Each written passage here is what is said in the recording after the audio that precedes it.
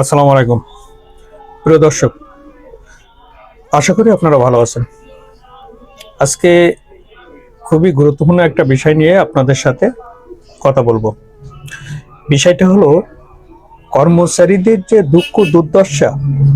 এটা কর্মচারী নাম যতদিন যেদিন থেকে সৃষ্টি হয়েছে সেই দিন থেকে আসলে এই কর্মচারীদের দুঃখ দুর্দশা এই বিষয়টাও সৃষ্টি হয়েছে। এটা আমার প্রেডিকশন। কারণ হলো কর্মচারীরা আজ পর্যন্ত তারা কখনোই তাদের ন্যায্য দাবি এবং যৌক্তিক অধিকার কখনোই পায়নি। আর আগামী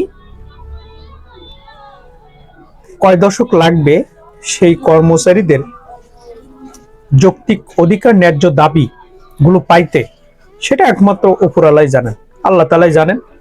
আল্লাহ তাআলা যদি চান তাহলে হয়তো কর্মচারীদের দুঃখ দুর্দশা লাঘব হতে পারে, তাই ছাড়া অন্য কোনো ভাবে লাঘব হওয়া সম্ভব না। বিখ্যাত উপন্যাস মানিক বন্দ্যোপাধ্যায় পদ্মা নদীর মাঝ। পদ্মা নদীর মাঝিতে আসলে ওইখানে একটা জেলে পাড়া, কেতু পাড়া, এই জেলে পাড়া নিয়েই কিন্তু পদ্মা নদীর মাঝি মূল আলোচ্য বিষয়।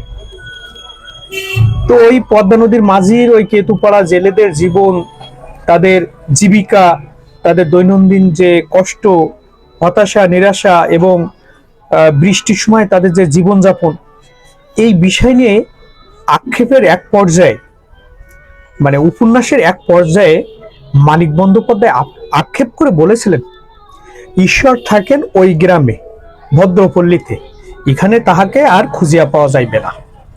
অর্থাৎ যে যাদের ভালো হয় তাদের সবসময়ই ভালো হয়, তাই সে খারাপ হোক আর ভালো হোক। কিন্তু এই যে কর্মচারীরা শত হাজার লক্ষ কোটি গুণ ভালো হলেও এদের কিন্তু দুঃখ দুর্দশা পিছু ছাড়বে না, পিছু ছাড়েও না।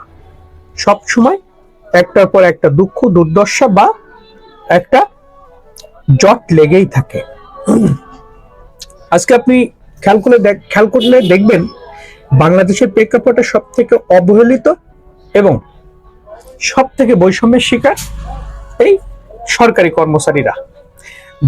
যারা রাষ্ট্রের গুরুত্বপূর্ণ কাজে নিয়োজিত তারা বৈষম্যের শিকার, তাহলে জনগণও তো বৈষম্যের শিকার হবে, এটাই তো স্বাভাবিক।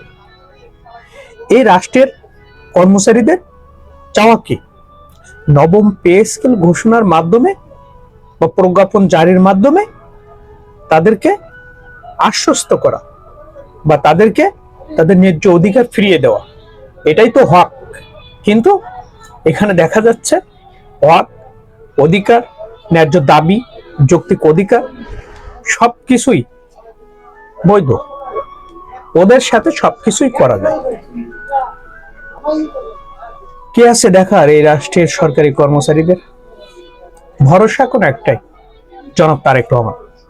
উনি যদি ইচ্ছা করেন, ওনার যদি সদ ইচ্ছা থাকে, তাহলে হয়তো নবম পে স্কেল হতে পারে, সেটাও সময়েরও অনেক ব্যাপার। আরো একটা বিষয় খেয়াল করেন, বর্তমান বিশ্ব পরিস্থিতিতে এই মুহূর্তে নবম পে স্কেল ঘোষণা হবে না, এটাও অনেক অংশে নিশ্চিত। তাহলে এবং এই বিশ্ব পরিস্থিতিতে অর্থনৈতিক মন্দায় কর্মচারীরা আসলে আরো চাপে পড়বে।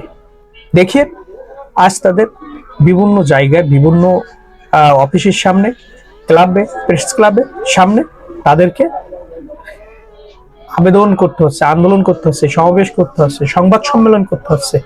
খুবই দুঃখজনক রাষ্ট্রের একজন কর্মচারী। তো প্রিয় দর্শক, ভালো থাকবেন আর দোয়া করবেন এই কর্মচারীদের দুঃখ দুর্দশার দিন শেষ হোক। আসসালামু আলাইকুম।